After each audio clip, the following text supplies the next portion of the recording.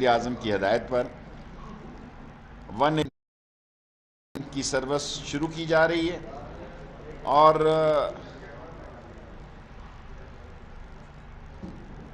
Opposition کہہ رہی ہے کہ ہمیں تو جناب بڑے شوق سے آئے، آپ کچھ نہیں ملے گا آپ کو۔ اور یہ یاد رکھیں، جب بھی تحریکیں چلی ہیں تو خواہش کے مطابق اس کے نتیجے نہیں ملے۔ انشاءاللہ اگر آپ عدم اعتماد لائے اس میں بھی آپ ناکام ہوں گے، ناکامی آپ کا مقدر ہے۔ 3.5 سال سے آپ لگے ہوئے ہیں، آج آ رہے ہیں، کل آ رہے ہیں، شام آ رہے ہیں، اور 172 ممبر لانا آپ کا کام ہے۔ بعد میں یہ کہیں گے نہیں جناب علی فون آ گیا تھا، کرونا ہو گیا تھا۔ یہ آپ خود فیصلہ کر لیں کہ آپ نے کیا کرنا ہے۔ میں فیصلے پہلے سنا دوں۔ اسلام آباد میں ماڈرن لیڈیز بازار شاپنگ سینٹر بنانے جا رہے ہیں۔ جو خواتین دلچسپی رکھتی ہیں وہ ڈی سی اسلام آباد کو اپنی درخواست سبمٹ کر سکتی ہیں۔ میرٹ پر جو ہے اس کا فیصلہ ہوگا۔ F6 اسلام آباد میں پولیس کا لیول کا ایک خدمت مرکز قائم کیا، جس میں میں خود وزٹ کروں گا کچھ دنوں بعد، جس میں ایک چھت کے نیچے 28 سروسز دی جا رہی ہیں، جو کہ پاکستان کی تاریخ کا ایک حصہ ہے۔ اور تیسری اہم بات جو میں آپ سے عرض کرنا چاہتا ہوں کہ اب میں سیاسی بات کرنا چاہتا ہوں۔ اس کو تو میں بہت پہلے کہہ چکا ہوں، مجھے اندازہ ہے کہ شاید وہ نہ آئے تو آ جائے۔ 22 اور 30 کو OIC کی وزارت خارجہ کی کانفرنس ہے، اور اگر اپوزیشن یہ کہتی ہے کہ ہم نے کارڈ چھپائے ہیں تو عمران خان نے بھی چھاتی کے ساتھ لگا کے کارڈ کھیلتا ہے وہ۔ اور آپ ملاقاتیں اور باتیں اور گزارشاتیں جو کر رہے ہیں، کچھ نہیں نکلنا آپ کا۔ سال ایک رہ گیا ہے، آخری 6 مہینے جو الیکشن کے ہوتے ہیں اس میں اگر ہم کوئی کام بھی کریں، ترقیاتی کام بھی کریں، اس کا کوئی اثر نہیں ہوتا۔ انفیکٹ 1 سال رہ گیا ہے الیکشن کو، شہروں میں انتخابی سرگرمیاں شروع ہو چکی ہیں، حتیٰ کہ بعض لوگوں نے تو اپنے بورڈ بھی لگا دیے ہیں کہ امیدوار حلقہ فلاں اور امیدوار جو ہے وہ فلاں۔ اور یہ اپوزیشن عدم اعتماد کا ووٹ لائے گی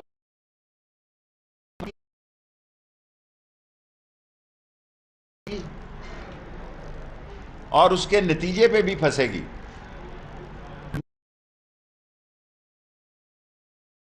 دنیا کس طرف جا رہی ہے، دنیا کے حالات اور واقعات کیا ہیں، اور یہ کس طرف جا رہے ہیں، سو ان کو عقل کے ناخن لینا چاہیے، ورنہ یہ بھی ہو سکتا ہے کہ تاریخ لکھی جائے کہ ان کی بے وقوفیوں کی وجہ سے ملک کئی مسائل میں الجھ گیا تھا۔ بعد میں پھر یہ رونا روئیں گے کہ فون کالیں آ گئی تھی، فلاں ہو گیا تھا۔ کسی فون کال کی ضرورت نہیں ہے، کسی فون کال کی ضرورت نہیں ہے۔ انشاءاللہ تعالی عمران خان جو ہے سیاسی لڑائی سے سرخرو ہوگا۔ 5 منٹ ہو گئے ہیں، 5 منٹ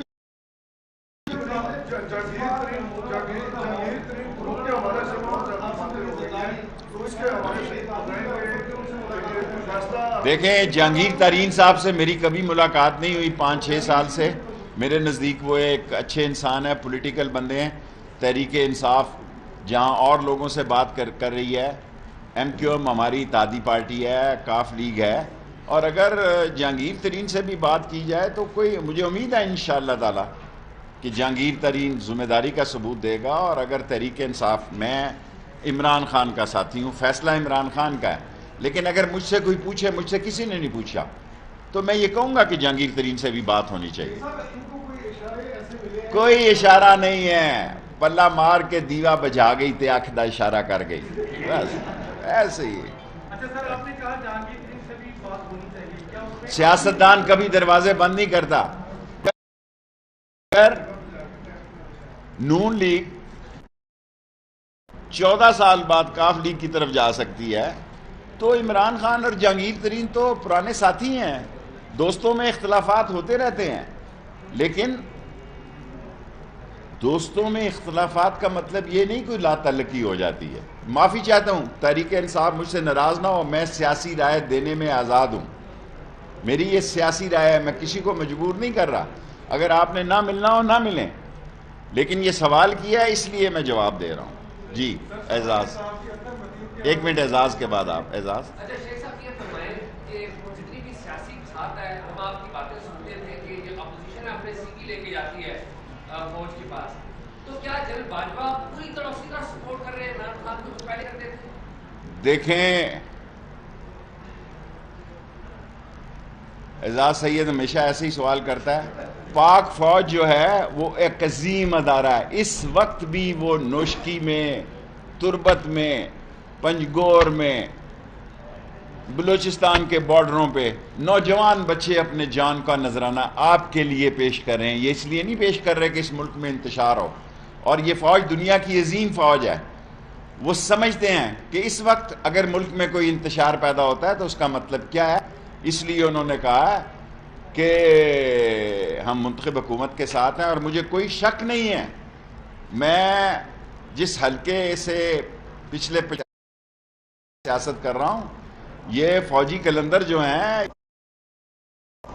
ملک کے تمام معاملات پر ان کی 5 نہیں 10 نہیں 20 سال کی ہوتی ہے۔ یقین ہے کہ پاک فوج جو ہے، کیونکہ آپ تو اسٹیبلشمنٹ طریقے سے کہہ رہے ہیں نا، جب میں نے کہا تھا طوفان کھڑا ہوگا، میں ذمہ داری سے یہ سمجھتا ہوں کہ پاک فوج جس کو آپ اسٹیبلشمنٹ اگر اس کو کہتے ہیں، وہ پاکستان کی سالمیت، پاکستان کے مستقبل اور پاکستان کے قومی معاملات کو بخوبی سمجھتی ہے۔ بڑا ظلم ہے، عطر متین بہت زبردست آدمی تھا، اور کراچی میں میں نے کہا ہے اگر مراد شاہ صاحب کہیں تو ہم رینجرز تھانوں میں بھی دینے کے لیے تیار ہیں۔ اور کراچی میں کل جو میں نے حالات دیکھے ہیں وہ ناگفتہ بے ہیں، کیونکہ میں مرکز کا وزیر داخلہ ہوں، اگر کہوں گا تو بات بہت دور چلے جائے گی۔ ایسے نظر آ رہا ہے کہ کراچی میں کوئی قانون نہیں رہا، اور اس کے برے سکتے ہیں۔ جی بیٹے،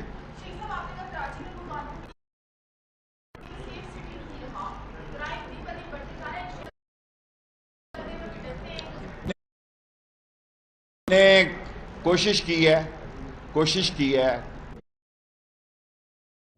ہم سیف سٹی کو آج بھی ہم نے فیصلہ کیا ہے کہ دیکھیں جب ہم آئے تو یہ کیمرے جنہوں نے لگوائے تھے ہم سے پہلے وہ ایسے ناقص تھے، ان سب کو ٹھیک کر رہے ہیں، ساری مارکیٹ، سارا ایریا۔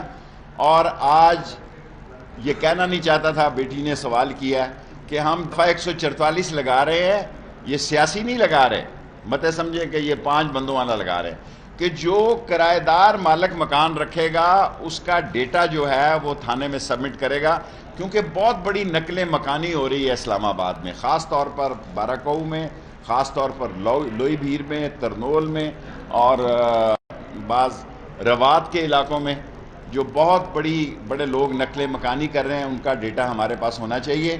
اور اگر جو غیر ملکی کرایہ دار رکھ رہے ہیں ان کو میں وارننگ دے رہا ہوں کہ منسٹری آف انٹیریئر کو انفارم کیے بغیر، تھانے میں مطلع کیے بغیر کوئی مالک مکان کسی غیر ملکی کو کرائے پہ، لیکن اس کا ڈیٹا ہے وہ تھانے میں دے۔ پولیس پوری ذمہ داری دے رہی ہے اور انشاءاللہ ذمہ داری سے کام کرے۔ بلاول زرداری صاحب آ رہے ہیں، بڑے شوق سے آئیں، اور ہماری کوشش ہوگی کہ ہماری ایڈمنسٹریشن سے اپنا شیڈیول وہ طے کریں۔ ملک میں جو حالات ہیں، انٹرنیشنل جو سیاست ہے ان کو سمجھ ہے، اور اسلام آباد میں جو ہے 7-8 کو میچ بھی ہے، سو اس لیے سارے باتیں جو ہیں وہ آخری پہلا ایک ہی میچ ہے۔ ہم نے ایک کوارڈینیشن کمیٹی بنا دی ہے جو راول پنڈی اور اسلام آباد کی انتظامیہ آج کے بعد جوائنٹلی کام کیا کرے گی۔ راول پنڈی کی ایڈمنسٹریشن کو بھی اسلام آباد کی سٹی تک رسائی دے دی ہے، اسلام آباد پولیس کی safe city Karachi stadium cricket stadium کو بھی کرے گی۔ آج ہم نے ایک اور فیصلہ کیا ہے، اسلام آباد میں پاکستان کا جدید ماڈرن کرکٹ اسٹیڈیم بنانے جا رہے ہیں جس کے ساتھ 5 سٹار ہوٹل بھی ہوگا، اور میں نے سی ڈی اے کے چیئرمین عامر صاحب کو فوری طور پر ہدایت کی ہے کہ یہ 2 کام فی الفور کیے جائیں. ایک لیٹسٹ ماڈرن اسٹیڈیم بنایا جائے ود ہوٹل, اور 3 پلاٹس آکشن کیے جائیں ماڈرن ہاسپٹلس کے لیے, کیونکہ صحت کارڈ نے بہت زبردست لوگوں کو متاثر کیا ہے. اب ہائی پروفائل کے ہاسپٹلز میں بھی غریبوں کے آپریشن ہو رہے ہیں. سرکاری ہاسپٹلوں میں لوڈ کم ہو گیا ہے اور ہر آدمی جو ہے مہنگے ہسپتالوں میں اپنا علاج کرا رہے ہیں. اس لیے میں نے ان کو کہا کہ 3 ٹینڈر کریں, آکشن کریں 3 پلاٹ, اور مین ایریا میں کریں تاکہ 3 ماڈرن سٹار لاسٹ کو.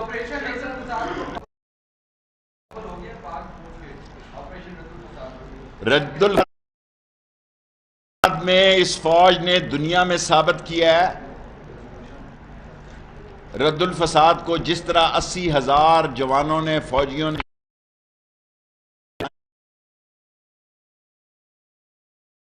کی قربانی دے کر اس ملک کو محفوظ بنایا, ساری قوم جو ہے ان پہ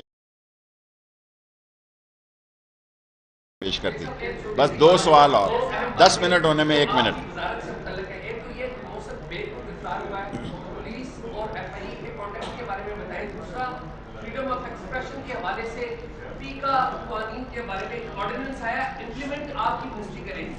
ہماری منسٹری, آئی ٹی منسٹری کا یہ فیصلہ ہے. ہمارے پاس انویسٹیگیشن آئے گی, ہمارے پاس ایف آئی اے کے پاس ہے, لیکن پیکا کی امینڈمنٹ جو ہے آئی ٹی نے کی ہے. ہم اس میں دستخط کیے ہیں, حکومت کے ساتھ ہیں, اور ہم سمجھتے ہیں کہ سوشل میڈیا میں خرافات نہیں ہونی چاہیے, لیکن یہ آئی ٹی منسٹری کا کام ہے, اور ایف آئی اے میں جب آئے گا تو اس وقت انویسٹیگیشن ہوگا. محسن بیگ کا کیس جو ہے وہ کورٹ میں ہے, اس لیے میں بات نہیں کرتا.